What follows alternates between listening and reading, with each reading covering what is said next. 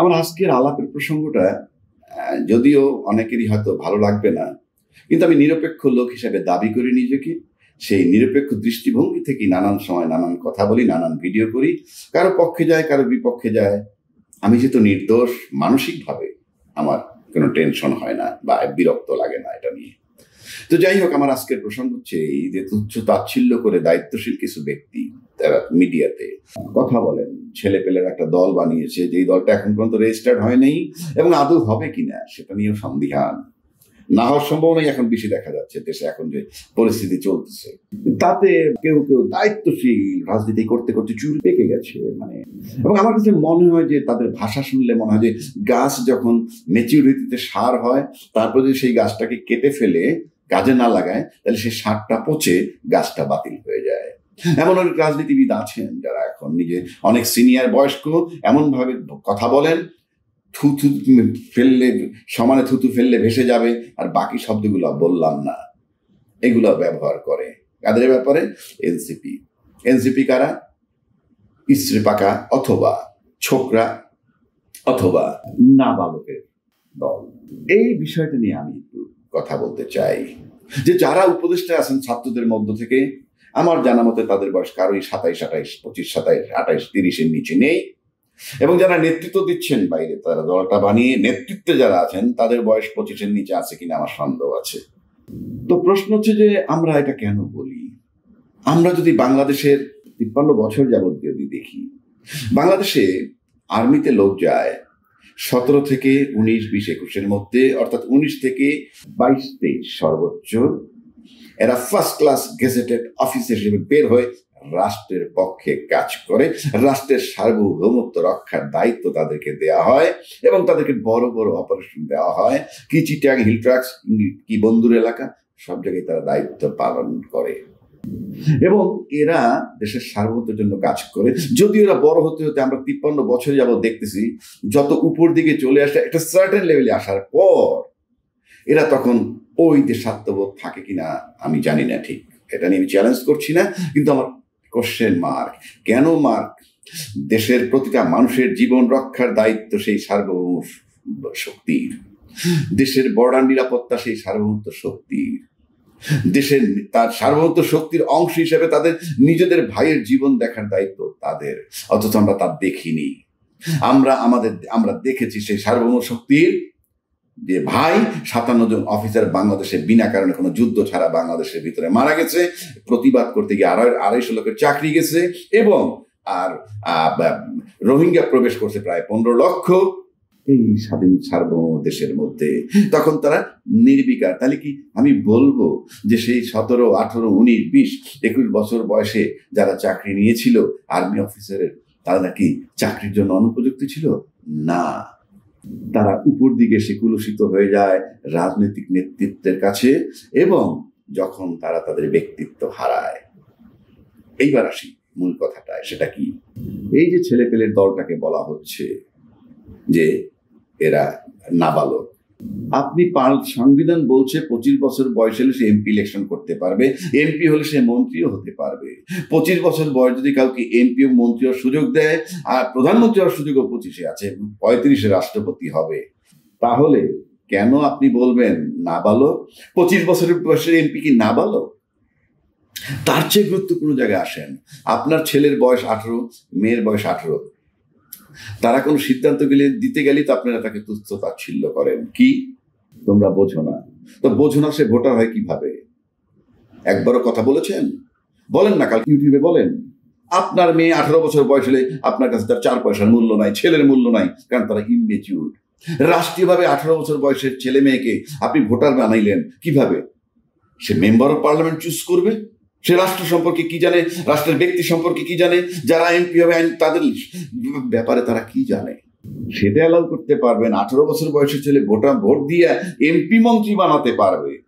তাহলে কি সে mature? Of course not. আজকে এই মুহূর্ত থেকে উচিত আপনাদের সবার বলা যে 18 বছর বয়সের কোনো ছেলে ভোটার হতে পারবে না, 25 বছর বয়সের কোনো লোক এমপি হতে পারবে না, মন্ত্রীও হতে পারবে না, 35-এ রাষ্ট্রপতি হতে পারবে না। কারণ আমি যদি আমার ধর্মের দিকে তাকাই, রাসূল পাক যিনি জন্মেছিলেন রাসূল, কিন্তু তার নবুয়তি দেওয়া হয়েছে 40 বছর বয়সে। অর্থাৎ 40-এ পরিপক্কতা আসে। সুতরাং 40-এর নিচে ভোটার হতে পারবে না, 40-এর নিচে এমপি ও মন্ত্রী হতে পারবে না, 40-এর নিচে প্রধানমন্ত্রী রাষ্ট্রপতি হতে পারবে না। এই সিদ্ধান্ত নিতে হবে। তা না হলে তওবা করতে হবে। আপনার কারণ রাইটই নাই এই ধরনের কথা বলার যে এরা নাবালক, এরা এই সেই। কি ভাষায় আপনারা কথা বলেন? আপনার ঘরের ছেলে 18 বছর বয়স, মেয়ে 18 বছর বয়স, সে ভোটার দিয়ে এমপি নির্বাচন করতে পারবে, আর অন্য বাড়ির অন্য ছেলেরা নাবালক। তাতে তো রাজনৈতিক দল করে প্রধানমন্ত্রী হওয়ার ক্ষমতা থাকা উচিত যে ভোটার হবে। তাহলে নয়তো এইটা পাল্টাতে হবে। আরো একটু আসি, বিসিএস ক্যাডারে পরীক্ষা দেওয়ার যোগ্যতা অর্জন করে ডিগ্রি পাস করলেই 20, 21, 22-এ একটা ছেলে ডিগ্রি পাস করে ফেলে। তারপরে যদি সে বিসিএস পরীক্ষা দেয়, তাইলে সে কি হতে পারে? সে ম্যাজিস্ট্রেট হতে পারে, সে এসপি হতে পারে, সে স্টেট সেক্রেটারি হতে পারে, সে জুডিশিয়াল জজও হতে পারে বিসিএস দিয়ে। সেখানে হয়তো 25-26 লাগবে। তাহলে যে স্টেট সেক্রেটারি ফরেন মিনিস্ট্রিতে যদি যায়, তাকে আপনি যদি বিদেশে পোস্টিং দেন, সেখানে বসে সে বাংলাদেশের প্রতিনিধিত্ব করবে। কি যোগ্যতা আছে তার? এই বয়সটাকে যদি আপনি মিলান, যদি আমার দেশের ছেলেরা এখানে নাবালক হয়, দল করতে পারবে না, যাদের বয়স 25, 26, 28, 30 হয়ে গেছে, তাহলে 25-26 বছরের বয়স মিশনে কি দায়িত্ব পালন করবে বাংলাদেশে? বিশেষ পরীক্ষা মুখস্থ বিদ্যা দিয়ে বিশেষ পরীক্ষা দিয়ে পাশ করলে হয়ে যাবে? যারা বিশেষ পাশ করেছে আমরা তো দেখেছি এই বাংলাদেশের সচিবরা কি করছে, দেশটাকে ধ্বংস তারা করছে। টাকা পাচারে তাদের সহযোগিতা ছিল।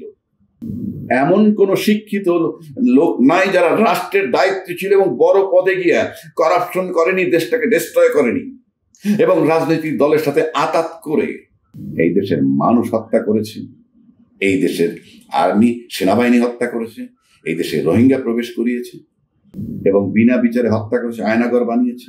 এই শিক্ষিত লোকগুলো যারা দায়ী করেন নিজের কলিগকে, একজন কলিগকে, অর্থাৎ একজন সেনা অফিসার তার কলিগকে ধরে নিয়ে আয়নাঘরে রেখে দিচ্ছে, এই মানবতা আপনারা শিখিয়েছেন আমাদেরকে। সুতরাং আজকের থেকে সিদ্ধান্ত নিতে হবে, নয়তো সবার তওবা করতে হবে যারা মিডিয়াতে কথা বলেন এবং বলেন যে এরা নাবালক।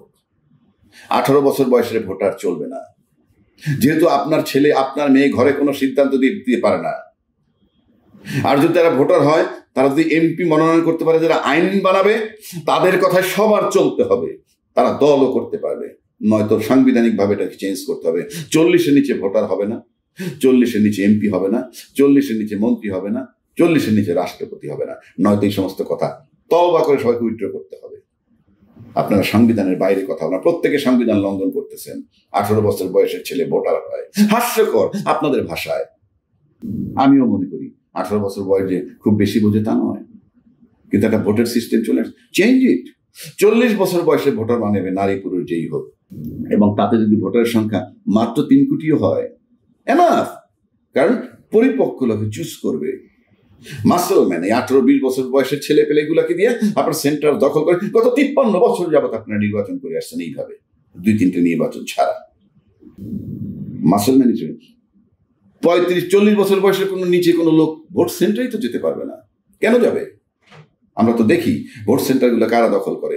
18, 16, 17, 18, 20, 22 ভোটার নামে তাদেরকে বসায় মাস্তানি করে, এবং সেটার প্রিভিলেজ সব সরকার দিয়েছে, অন্তত পরীক্ষিত দলগুলো আমাদেরকে দিয়েছে। সুতরাং যদি নিরপেক্ষ ভোট, অবাধ সুষ্ঠু নিরপেক্ষ নির্বাচন করতে হয়, তাহলে ম্যাচিউরড লোক ভোট সেন্টারে যেতে হবে। 18, 20, 22 বছরের লোক যাওয়া মানে হচ্ছে সেখানে মাস্তানি করা, মাসেল শো করা, ইত্যাদি ইত্যাদি। ভোটার তালিকায় 40-এর নিচে কাউকে রাখা যাবে না। আমরা সবার তওবা করতে হবে যে সব ছেলে পেলে যোগ্য, যার বয়স 18 পার হয়ে গেছে, 18 বছর বয়সে সে রাষ্ট্রপতি হতে পারবে। আপনি যদি ভোটারই বানান, মানে আমি তর্কের খাতিরে বলছি। 18 বছর বয়সে আপনার 21 বছর বয়সে সেনা অফিসার হয়ে, গেজেটেড অফিসার হয়ে রাষ্ট্রীয় দায়িত্ব পালন করবে, সার্বভৌমত্বের দায়িত্ব পালন করবে। 23, 24, 25 বছরের বয়সে এসিস্ট্যান্ট জাজ হয়ে সে পারিবারিক মামলা করতে পারবে। 22, 23 বছর, 25 বছর বয়সের ছেলে মিশনে গিয়ে বাংলাদেশে রিপ্রেজেন্ট করতে পারবে। 18 বছর বয়সের ছেলে ভোট দিয়া আপনার এমপি মনোনয়ন করতে পারবে, যার কোনো ধারণাই নেই এমপি কাকে বলে, পার্লামেন্টকে, ইত্যাদি ইত্যাদি। অথচ একটা দল করলেই তার নাবালক হয়ে যায়। I hate it. লজ্জা লাগে।